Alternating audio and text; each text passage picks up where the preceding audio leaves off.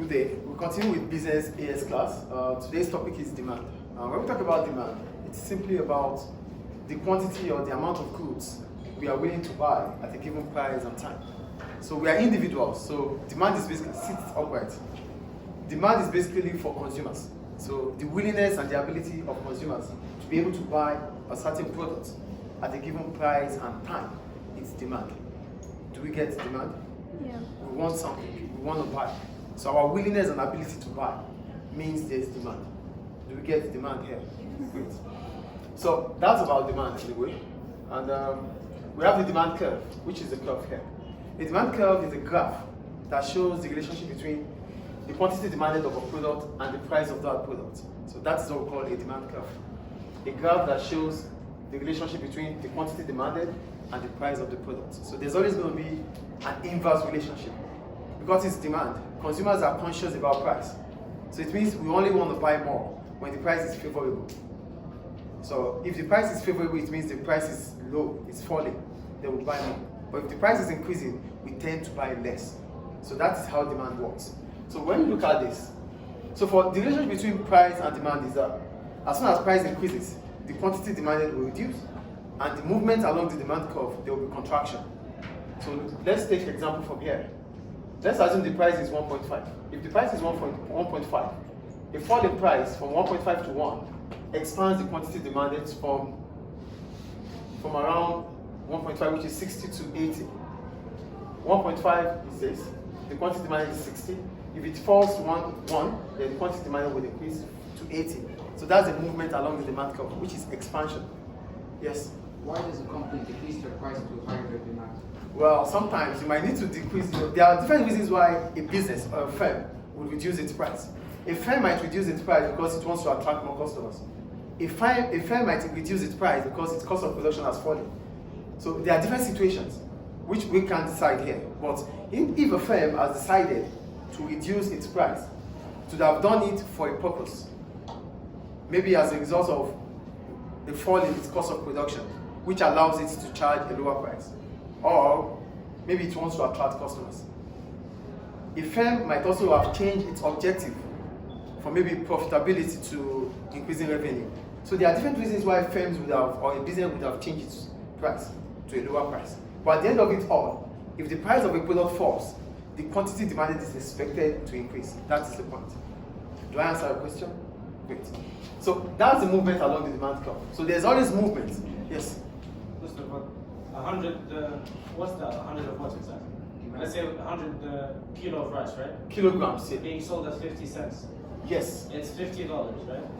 And 50 cents, yeah.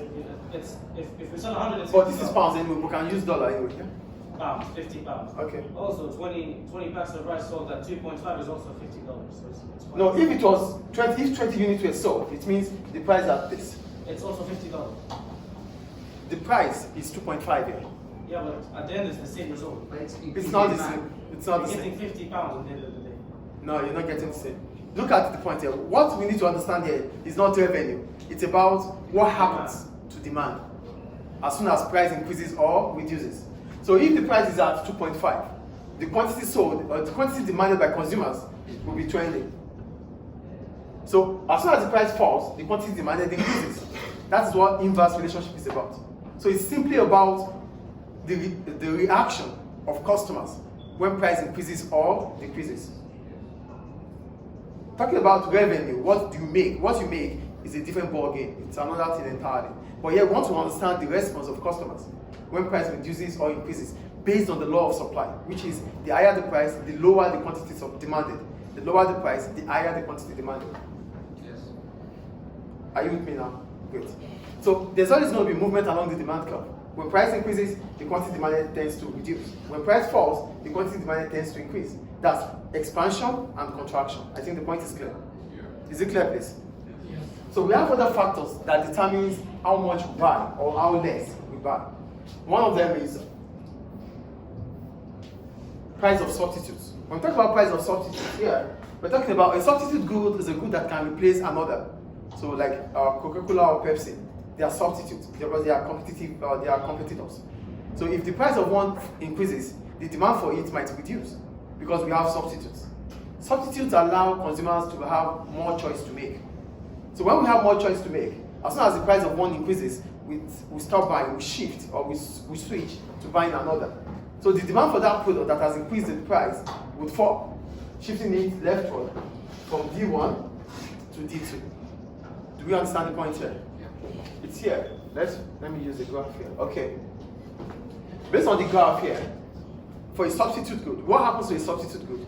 Because it's a substitute, it means it has a lot of competitors. So as soon as the price increases, consumers will stop buying. They start finding a substitute with a lower price. And if they are able to find one or more, they stop buying your product.